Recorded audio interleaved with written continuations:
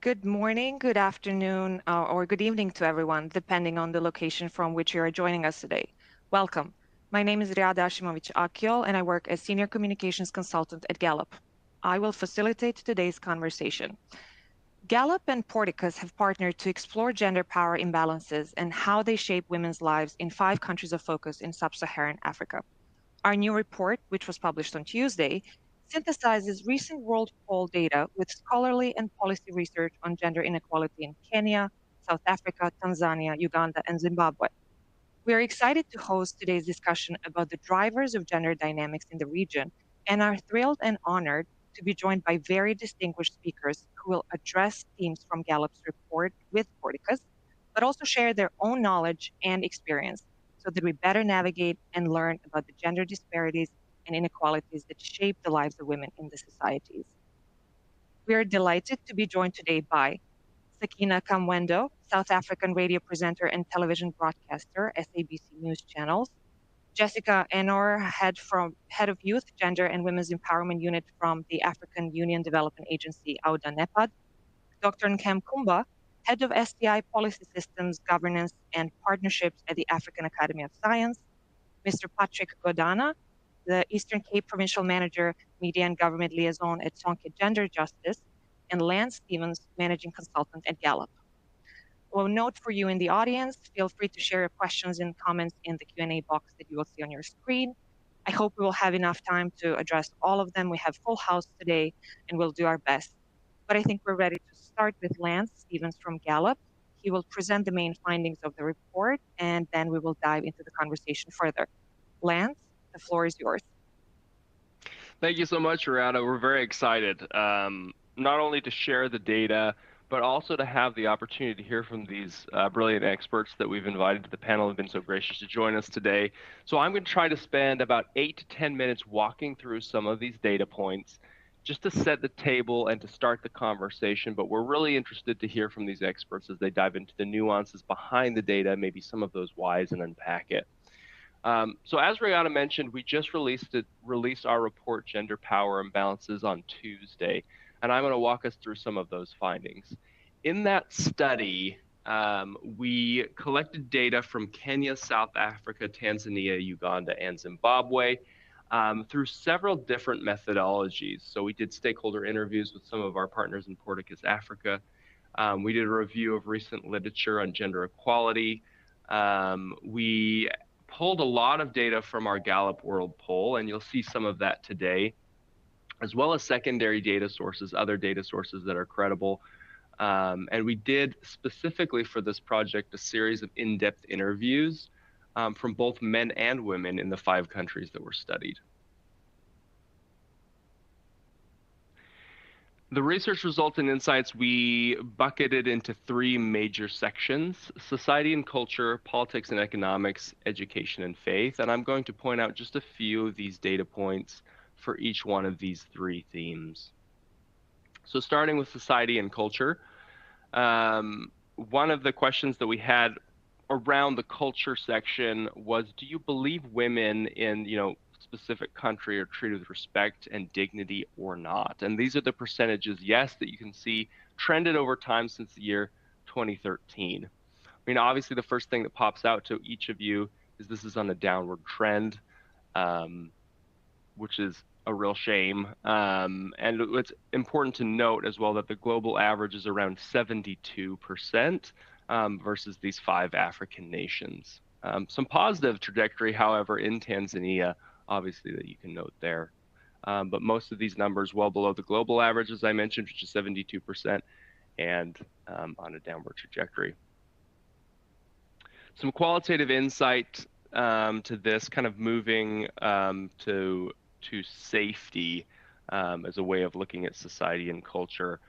Although the subject was extremely sensitive, in some of these interviews that we did, several females expressed or shared their experiences with domestic violence, and this is an example of that here, which I'll give the audience a moment to digest and read as we share it on the screen here.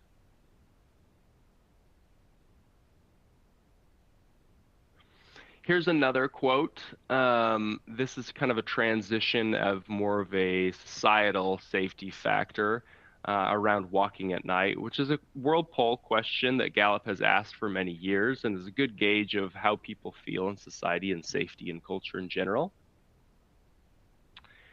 And so just right off of that, we also looked at some of these data for Kenya, South Africa, Tanzania, Uganda, and Zimbabwe around the feeling of safety walking alone at night in the city or area in which people live.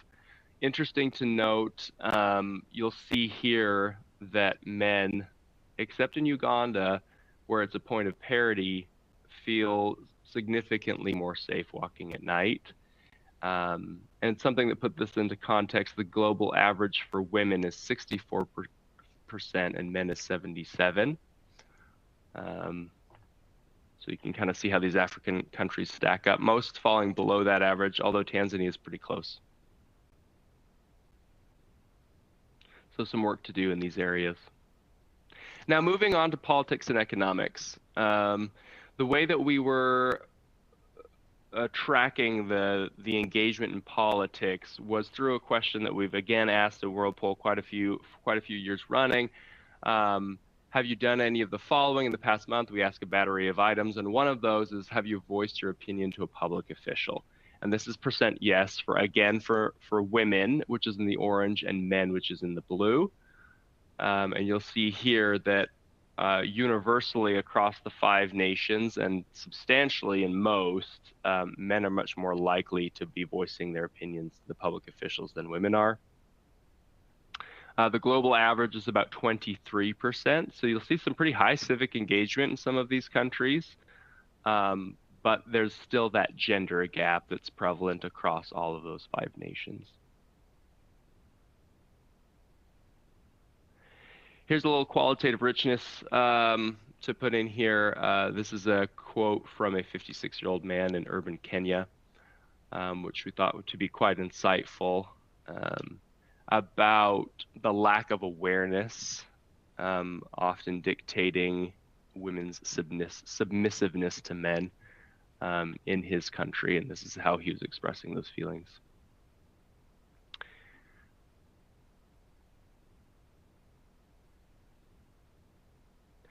So along this, in this section of politics and economics, the economic piece, we looked at several different data points, but this is one important one about account ownership. Gallup and the World Bank have been partnered for many years, tracking the account ownership across the globe as an important financial indicator. And this that we've looked at in these 5 African nations too, and these data come from 2021. You'll see it's a point of parity in both South Africa and Uganda, so some great strides being made where very similar amounts, even higher amounts in South Africa of women have a bank account versus a man, but there still are gaps in Kenya, Tanzania, and Zimbabwe.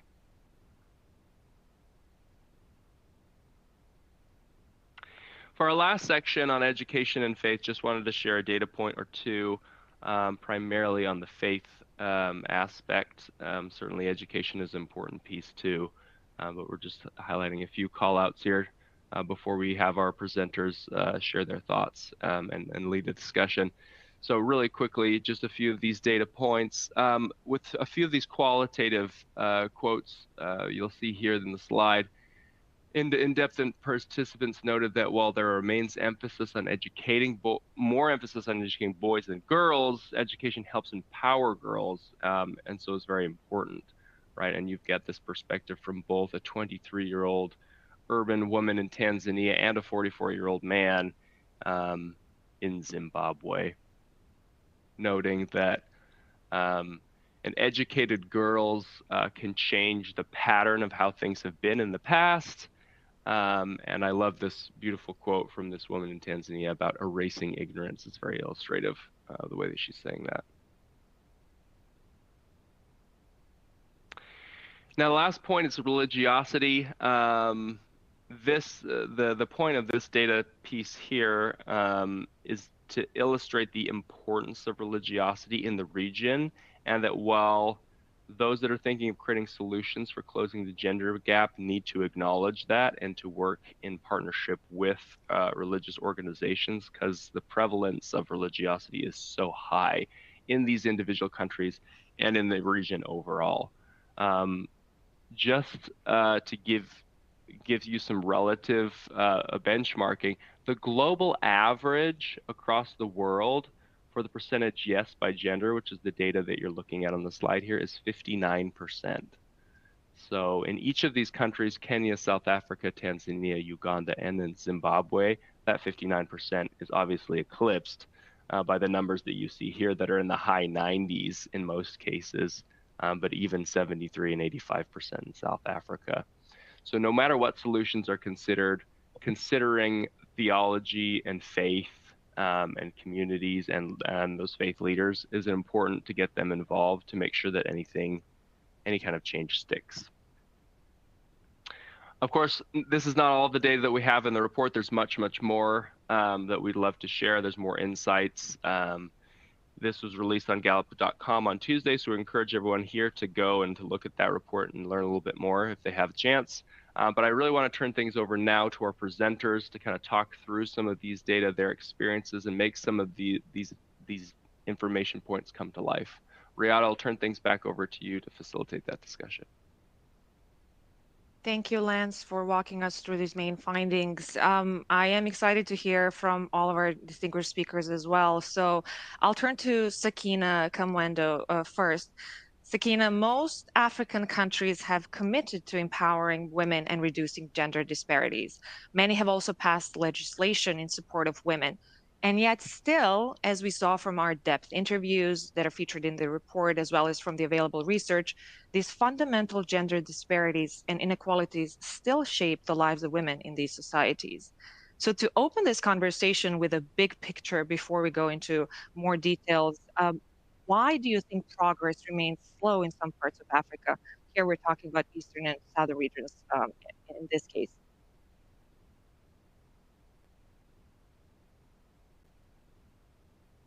It's a complex question.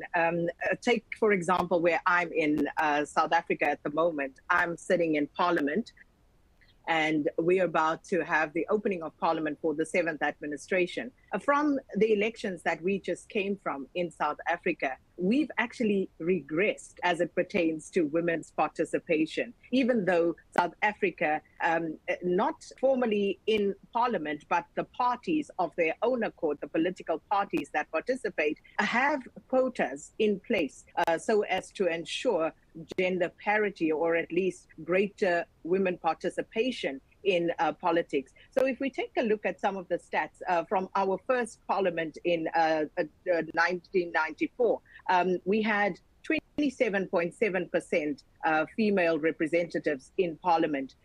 You move over to the fourth parliament, for example, where it was at 30%. And the fourth parliament, it was at 43%.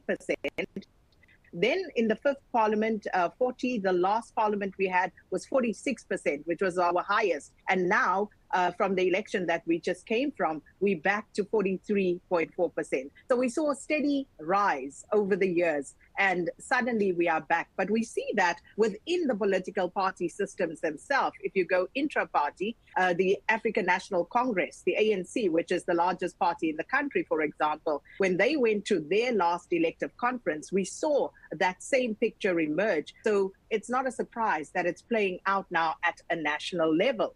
So I'm not sure what the reason for that might be, but I do question when women do get into these positions, are they there for themselves? Are they there as a voice for women in general, for the greater good? Or are they there purely as representatives of their parties? So that's a question mark for me, because you would imagine that if you have almost 50% of women representation in parliament and your cabinet and various high profile positions, that you would see better gendered budgets, for example, in those portfolios that are headed up by women. But we don't see that. So it raises quite a few questions around that particular issue.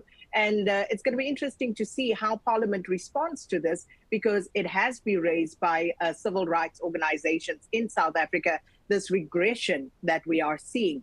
And the parties can write what they like, but when it comes down to it, when the chips are down, we always see women paying the price. It is always women who have to make way for men in these political parties. So I just thought I'd start there, just because of where I am currently and the focus here on Parliament, the opening of the 7th administration here in South Africa. Then I quickly just want to touch on a few other issues, for example, the respect one. So from where I sit in South Africa, we have perhaps the most liberal constitution in the world. And people often question whether this is necessarily a good thing. Because when it comes to respect, I couldn't agree more with the poll. And the survey is absolutely correct in that people don't feel respected, women in particular, in this country. And there's a lot going on. Hence, again, very complex questions, and there are various nuances to this. Because in as much as people have freedom of association, of expression, and many other freedoms that are enshrined in our Constitution, I sometimes look at things that people do, some of the influences, some of the people who have become famous of doing things that I would imagine are morally questionable. But people have become famous and rich of doing these things and putting it out there in the public. And then you have to wonder, is this part of the reason why South African women in particular are less respected by their male? Again, I can't say I have a definitive answer, but there are, again, many questions that need to be asked as to why we are moving in the direction that we are. With regard to the societal safety perceptions, there's no way that I am walking down the road to the supermarket.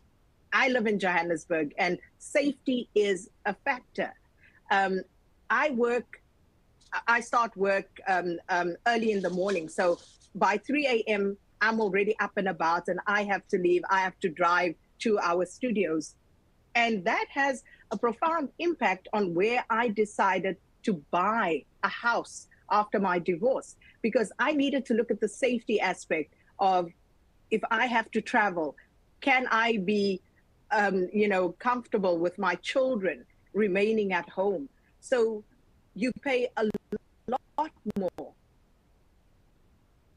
because if you can't, unfortunately, you are left to the elements. What you're seeing in South Africa, and this is borne out by the statistics from the banking sector, is that more and more people are moving to sectional title home ownership, which means more communal living, in the sense that people are moving into townhouse complexes, residential estates, and moving away from freestanding houses, because those have become easy targets for criminals. And it's not the greatest thing, because if you think of how much you're paying for the amount of property that you get, it really is shocking. But I guess the safety aspect then trumps everything else. But yes, I couldn't agree more.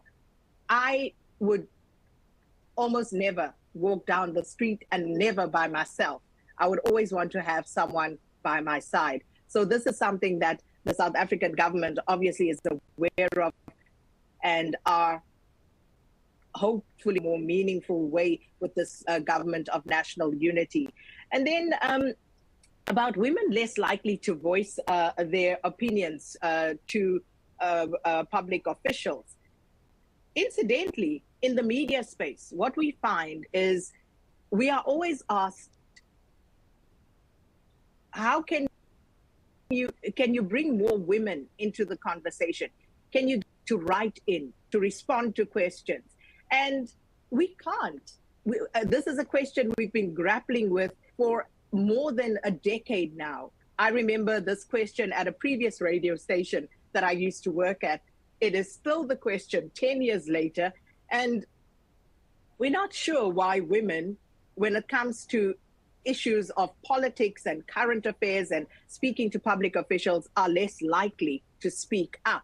I know some universities have actually done some studies about that.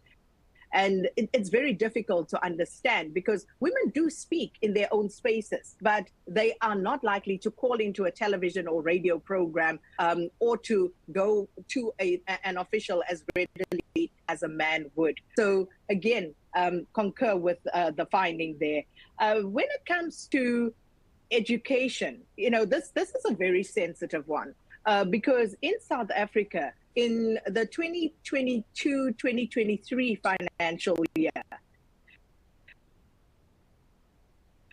we had girls in school from the ages of 9 to 19 who were pregnant. 150,000 pregnant teenagers and preteens.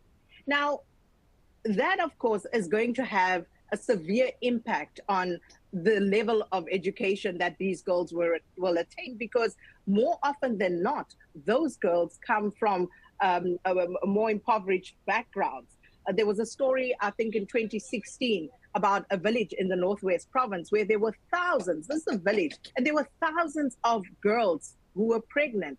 But then you have to ask yourself about the laws of the country and how they are failing us, because if a 9-year-old, a 10-year-old is pregnant, 11, 12 years old, we have failed as a society because that is statutory rape.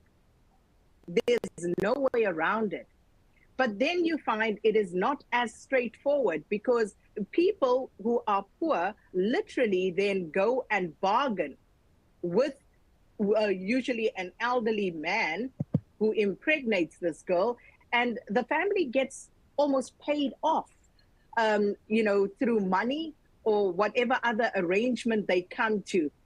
And unfortunately, too many of our girls fall prey to this. There's also the issue of period poverty, where there simply isn't access to sanitary products for a lot of girls who lose, on average, if your period is 5 days per month, they would lose, on average, 2 months of schooling per year, 2 whole months. And you can imagine the disadvantage that that places them on.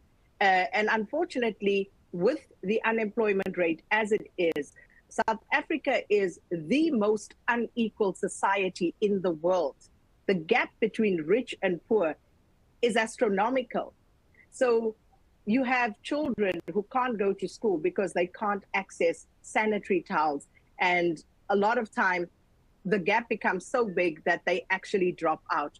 And if you look at some of the stats, you see how this is borne out when you look at the dropout rates and how children are lost from primary school, the beginning of primary school, until the exit point, usually in matric here in South Africa. And unfortunately, we've been asking the Department of Education to do a qualitative study to see what actually happens to those children. Where are we losing them? Why are we losing them? But unfortunately, the department has yet to come to that.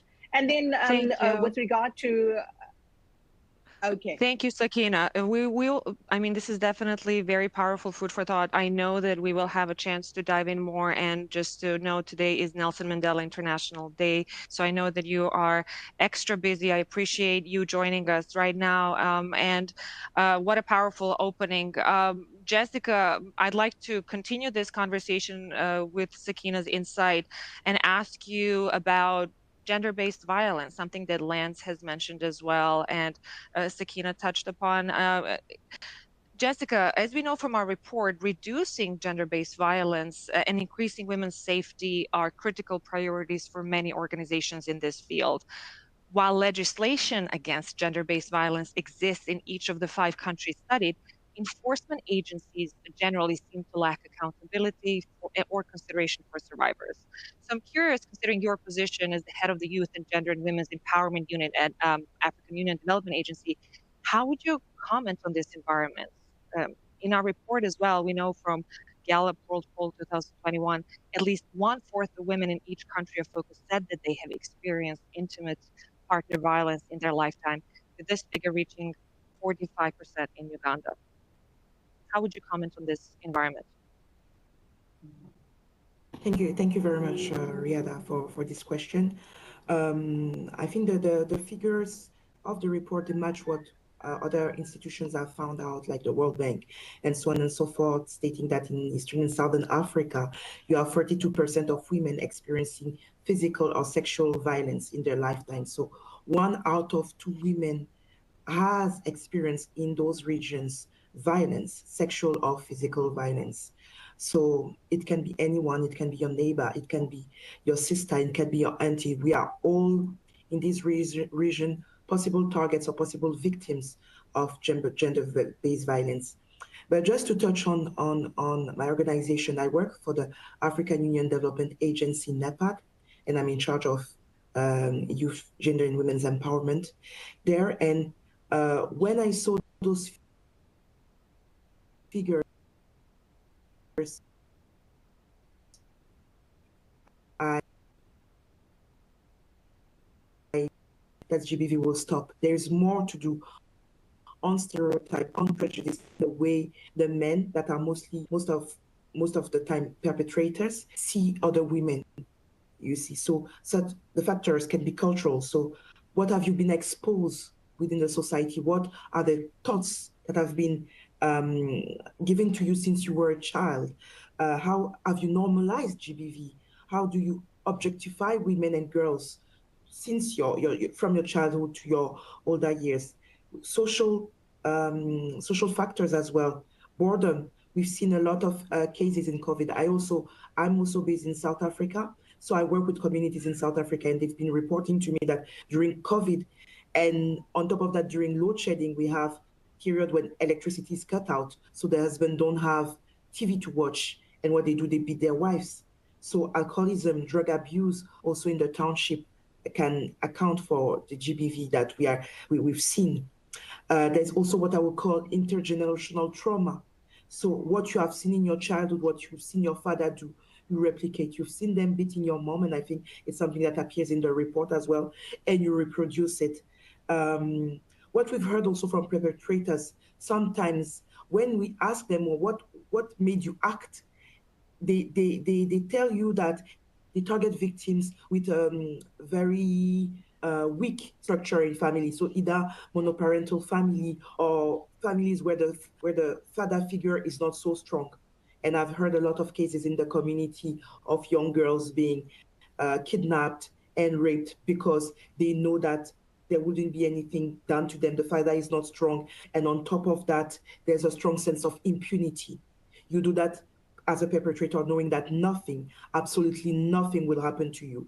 And again, the community workers with whom I work, they've told me, Jessica, when we go to the police station, sometimes, or most time, the police officer will just say, oh, your husband has beaten you. Just go back and apologize, or go back and have intimate rapport. So these kind of answers are just unacceptable, but they show that GBV cuts all across society. And if law enforcement is not on board, if the government doesn't make the fight against GBV a strong national cause, you cannot eradicate it. So there's more than legislation to be done. And working on those norms, as the African Union, we now want to shift the focus not only on the victim. I mean, we do a lot to help women survivors when it comes to ensuring that they manage to have a livelihood, like manage to reconstruct themselves through an economic activity. That there's a lot being done. But now we want to focus more on train men. How do we train the boy child to know that this is not acceptable to beat a woman? It's not acceptable to rape a woman. So it's called positive masculinity in leadership. We want the heads of states. We have made several several conferences for the heads of states to commit at the higher level, saying that, okay, as men heads of states, they commit to fighting against GBV in their country. And we have example of schools of men, schools of husband in Niger, for instance, similar initiative in Kenya. We have Bandabe Ero in Rwanda. Uganda too has many things going on. And we've noticed that when men are being trained, we have significant reduction of GBV percentage within the campus, within school, within university, within the area where these men have been spoken to. So it means sometimes it's ignorance, sometimes it's what they've been exposed to. So we treat the perpetrators directly at the African Union, and we're also currently working on the first of a kind Convention on Ending Violence Against Women and Girls. So for all African countries, all 55 member states, to commit to ending violence against women and girls all over the continent. And it's the first of its kind, and hopefully it will be adopted next year by the heads of states at the African Union Heads of State Summit. What a privilege to be able to hear such insights from you, from Sakina, considering you're both experts and you are working on these initiatives at really important regional and continent-wide level. Thank you, Jessica. I'd like to hear from Dr. Kumba now. We touched upon education. Lance has spoke about it in his presentation as well. We know that many in-depth interview participants featured in our report as well cited that importance of education to achieving gender equality. We know that the attendance in secondary education varies among the countries as well, of course. More information is needed maybe about the gender gaps in education quality. So that said, Dr. Kumba, what do you think are some strategies that can be implemented to address these deeply rooted issues that we've heard from Jessica and Sakina as well, including existing traditions or gender norms or other factors that could be contributing to inhibiting women's education in the region?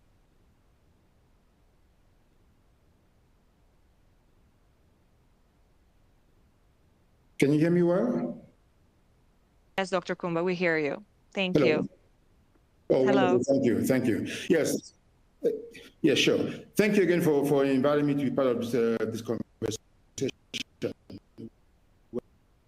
Very, very enlightening to me to hear my. Now, I'll start out by first of all saying that the issue on the table here about gender disparities and on sub-Saharan Africa, with exemplars of 5 countries, this is pretty much a universal problem, right? Almost every society, every country, you always have where a subset, a sub-demographic dominates other demographics in one aspect or the other.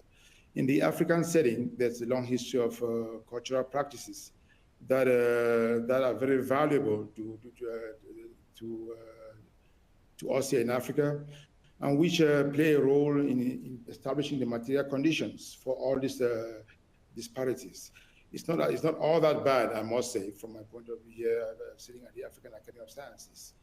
Education happens to be the key enabler, the key equalizer of disparities across societies, of inequities, because the whole world is transitioning into formal economy, whatever we call formal economies, formal employment, formal structures. And so moving from informal to formal requires usually education to create that equalizing factor.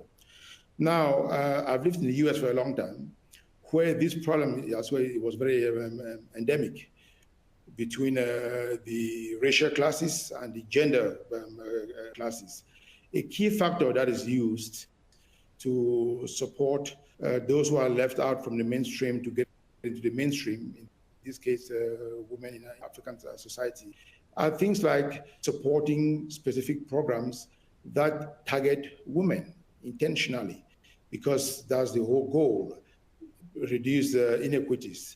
So your report, which I value very much, indicated that the fork starts at around the teenage years, around when the girl child or the children start attaining a puberty, between about, say, 12, 13, to about 21 to 25. That's where the pivot, that's where the fork on the road comes in. Before that, there don't seem to be much of problems at all. And the problems that happen between 13 and 23, 25 determine the outcomes for later years. So some specific things that can be done, and we've seen succeed elsewhere. For example, provide specific support for institutions and organizations that support women. There are lots of women help organizations. Our colleague, the first speaker, mentioned very well that Poverty is a big aspect. So the girl child or the female in society has a larger burden of family support. When it comes to teenage sexual life, the female one has a higher burden on the outcomes of that. And so as a family bearer, the burden, the economic burden is very heavy on them. So there's need to support women organizations that provide economic support to women folk that can ease the burden and give them the time to think about doing other things with their life, including going to school or including improving the economic activity. So support for women organizations and institutions that support women altogether is very key. Parliamentary laws are good, other rule regulations are good, but targeted programs with substantive funding are extremely valuable, especially if you're talking about women in girls studying STEM, studying science, studying mathematics and physics, subjects that require intense focus and energy. The attention span, given all the distractions with family and other social issues, is higher. So giving women support is the key across all societies. Another one is to provide specific scholarships for girls, clearly targeted. One can provide, for example, scholarships to high schools, to other institutions that train young folks. And so the girls have the disproportionate access to financial support than others. Another aspect can be to provide awards, recognition, make education, make science, make STEM sexy, appealing, something that is fun for girls or that they can look up to. Specifically recognize those young women and girls who are doing well to empower and encourage them. Sitting here at the Academy, we have a big fellowship of over 600 scientists and scholars on the continent. And those scientists who are female, they are seniors, they are PhDs, they are postdocs, they are high-end practitioners. When we speak with them, a key factor that enabled them to become top scientists or top scholars was that they received some support along the way. Either their husband was very supportive, either some foundation provided some funding, something enabled them to do that. Something, they always pay tribute to an enabling factor along the way in their career trajectory. If one can just push that down a little bit forward towards a high school level and provide targeted support to mitigate the problems that our young girls face. Even as our colleague mentioned earlier, sanitary supplies, as basic as that. If one can provide that kind of level of support, then education becomes much more easily accessible, and their success rate increases. We've seen examples very well in OECD countries in Europe, in the US, supposedly the global north, and how there are huge programs, well funded, to support the girl child, to support women folk in all endeavors along their business practices, along their educational pipelines, but there's targeted support that's necessary. Conversations are good, laws are good, the analysis of the problem is good, but ultimately, support, the equalizing factor is material financial support to the structures targeted at women folks, so that the disparities can reduce it a little bit. Thank you, Dr. Kumba. Mr. Godana, Patrick, turning to faith from education, we touched upon it in our key findings presentation. I'm very keen to hear your insights, considering your scholarly and practicing expertise, practical expertise on the ground. We mentioned that in our report, the religiosity is high in the region. It impacts perceptions of gender inequality. But what have you found? How would you comment on the impact of religiosity on perceptions of gender? We know that in sub-Saharan Africa, the influence of religious traditions is more prevalent than in almost any other global region. Patrick? Thank you so much for the question, but also thank you for having me on this historic day, a day where, as the world and the globe, we are celebrating the father of the world, Udada Nelson Mandela. And on this day, our President Mandela called upon people of the world to put hands together and dismantle inequalities wherever they exist in the world.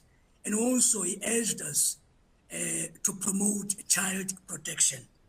Coming to your question, if you look at religion as a system of belief that almost every nation has got quite a high number of people that are actually supporting and subscribing to religion.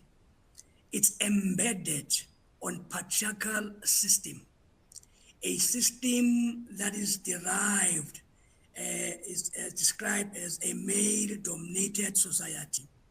And if you look even before Jesus' time, on the Old Testament versions of the Bible, it was only men that were actually respected and seen to be the people that are supposedly to be head of. Even at the time when Jesus came into the fore, it is when he brought about 12 disciples who were men, so that he can conform and be accepted by the society. So there are deep-seated reasons and rationale from religion to create this kind of imbalance. And in that, when we're talking about the patriarchal system always discriminate anything that has to do with women and girls. If you look at the strata of the temple itself, all men were at the center stage, but girls and their mothers were next to the door, next to the door and nothing else. So that on its own, it has created an imbalanced society. In South Africa, when you talk about religion and discrimination, you know, we have a history of racial segregation in South Africa that was justified using the Bible by the Dutch Reformed Church back then in this country. So we have a history in this country. That's why when this constitutional democracy was developed, we were very clear to say we've learned out of discrimination. For we know that discrimination undermines other people. It actually continues to oppress them. So the system itself by the church is really a serious concern in our own, because every household is having believers, and every household is being taught these patriarchal notions of what it is to be a man. But also I want to say in this space that religion itself continues to give power to men, you know, that men are head of families, you know. Even that's why you see it's not by default that in the corporate world men are still heading that space, because the Bible is very clear to say men should be the head. And again, it says men should be providers. Even in a country, in a province where I'm situated, 37% of people are unemployed, but it continues to say men should be providers. But also, it says men should be protectors. That is coming from religion. So those kinds of notions, they continue to undermine men. You know, in South Africa, women are very clear.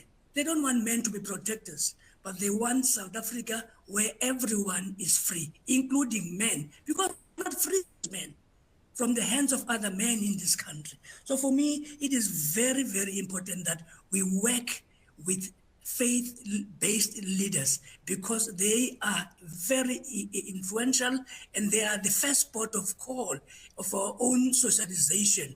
You know, we spoke about education and power. For me, no one is born violent. Violence is a learned behavior. And that on its own, we need to use education to our own advantage to make sure that we revisit these notions of dominance that have been perpetuated in our own communities to create these social imbalances. And begin to be discreet to say, let's do things different and make sure that all people are being seen equal in the eyes of the law. But also, the very same religion, it says we are all born in the image of God. And therefore, it is very, very important that as liberation theologians will begin to look at it different, to say we are all equal as human beings. If you look at the Bible that I normally read on a daily basis, Galatians 3 verse 28, in Christ Jesus, there is no male, no female, no Jew, no Gentile, we are all equal. So for me, I always use that kind of a text to really to say, let's challenge one another so that we begin to share power and begin to respect one another as people. Sakina made mention of the fact that 150,000 people, were said to be pregnant. Those were teenagers. You'll remember last year it was United Nations General Assembly 78, and key in that conference was the plight on the girl child. And for me, when you talk about that 150,000 girls that were pregnant, those girls never pregnanted themselves. They were pregnanted by men, and vast majority of those men are churchgoers. Vast majority of those men are church leaders. Guess what? In the church, once a girl is pregnant, she gets suspended.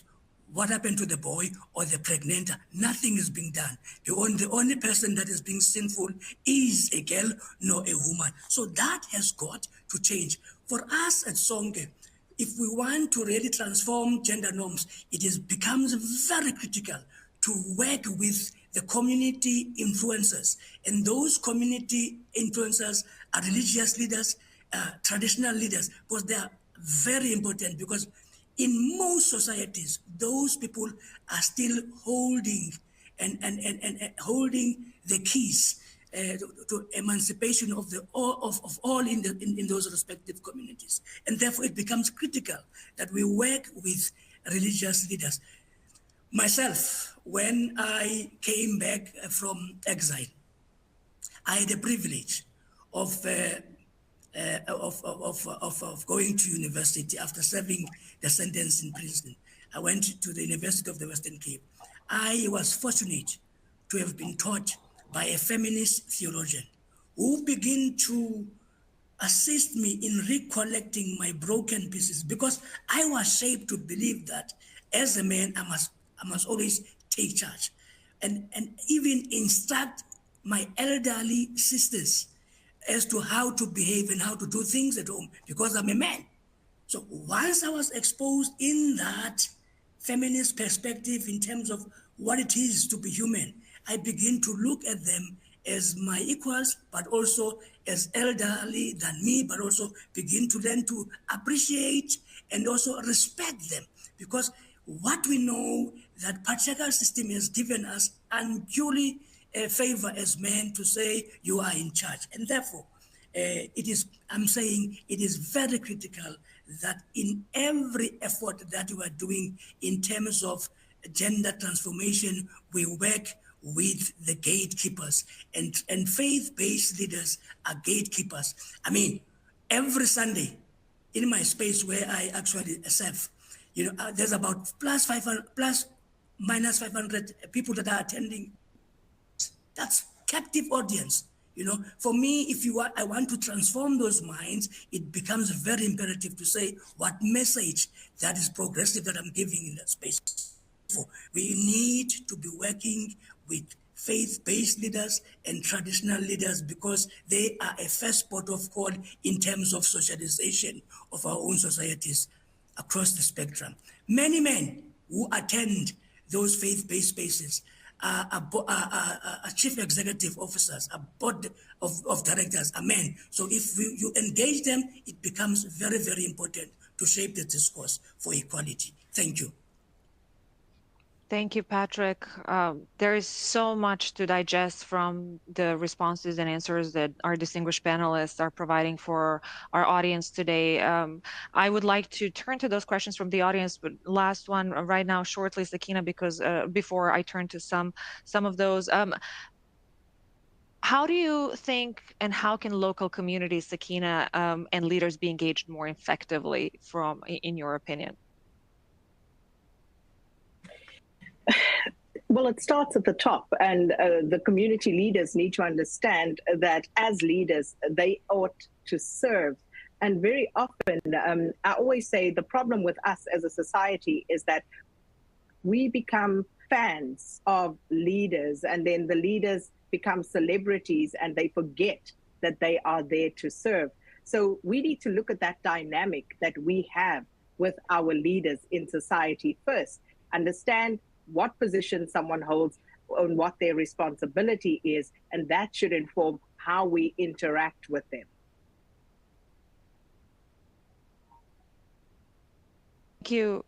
Thank you, Sakina. I think that this next question is pertinent to everyone. I'd like to hear from you and also maybe from Jessica. It's a short question with a complex answer. Are role models important? Sakina, you can offer some brief remarks, and then, of course, Jessica, I'd like to hear from you too. Role models are critical. I mean, I'm a firm believer that the most powerful role model in any child's life is the same-sex parent. And unfortunately, we live in a society and societies whereby it makes it difficult for children to look up to their parents for various reasons. And therefore, if they can't look up to a parent as a role model, they look elsewhere, outside of the home, outside of the homestead. And in the community that I come from, for example, because of the fact that so many of our households are headed by women, absent fathers is a serious, serious phenomenon for us in South Africa. And therefore, these children find role models in gangsters who would raise them in the gang fare. And unfortunately, these problems didn't create themselves. They are created by us as a society. So absolutely, one would want parents to be those role models, but unfortunately, circumstances are such that we can't be most of the time. Thank you. Jessica, what do you think? As we've heard throughout the presentation, we learned from our reports as well that many women remain less likely than men to express concerns to local officials in all 5 countries. Tell us your opinion about the importance of role models, please. Thank you. I hope you can hear me. We can. Thank you. Okay, great, perfect. Yeah, I think role models are more than crucial in any girl child's life, because you will see a woman, unfortunately not necessarily your mom, but you will see a woman doing something, being an astronaut, being a politician, being a president, and you will picture yourself having this possibility in your life. Maybe in your village, in your neighborhood, no one was a president, but here you see Ellen Johnson Sirleaf, a president. You're like, I could be like her. She's a woman, she's the same gender as I am. And that is very, very crucial. So we have an initiative called Women and Youth Financial and Economic Inclusion in Africa. And I'm right now in Accra, Ghana for this meeting. And yesterday I was sharing on how we need to have women investors. And we need to have women investors, not only for them to understand that it's possible, but also for girl child to know they can be an investors, because the moment they're in investors, they have money, they have climbed the ladder of poverty or of prosperity, I may say, and then they can give back to the community. We know that when women earn money, 90% of what they've earned goes back to the community, goes back to the family, goes back to help people all around. So there's a multiplying effect when you have women at that level. And a woman investor can also create more women investors. So yes, I believe in role model, I believe in representation, and I believe in grooming the girl child to become what older women have become successfully. Thank you. Thank you, Jessica. And Dr. Kumba, one last question to you before we unfortunately have to wrap up. What a riveting conversation we have here. If we speak about gender digital divide, Dr. Kumba, what is your opinion? How can technology or digital platforms be leveraged to promote gender equality in the region, particularly in remote or undeserved areas? And this question fits really well with some of the insights that we mentioned in the report that our World Poll data from 2021 found in South Africa, women had fewer opportunities to access not just financial resources, but less internet access than men across the country studied. What do you think about this gender digital divide?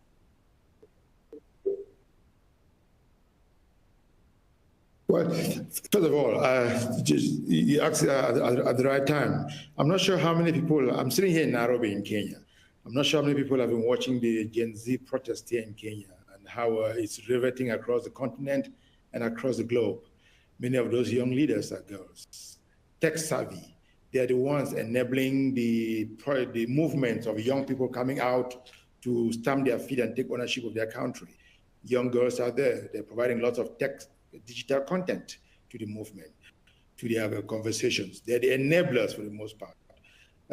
So if you extrapolate that, the issue with the rural environments is not so much in terms of tech access or digital access, it's infrastructure. It's for both everybody in the rural area, both men and women. So it's not unique to women. But to reach the women in the rural areas, who, if they were in the rural areas, it means that the burden of access to education is heavier on them since they are rural. The problem with the issue with digital at that level is content. Providing some content that shows young girls in good places, in good positions in society.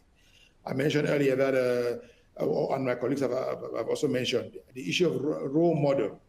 The content of our social media, of our digital, is what is driving whether society overall equalizes the gender issues and other imbalances or not. It's the kind of content directs the mind of the young person. So supporting, again, women-focused institutions that provide inspiring content for young girls, wherever they are, rural or non-rural, exemplars of women's successes, of women CEOs, of women tech, of women professors, of women scientists in the research lab, or women preachers, whatever successful woman that may be.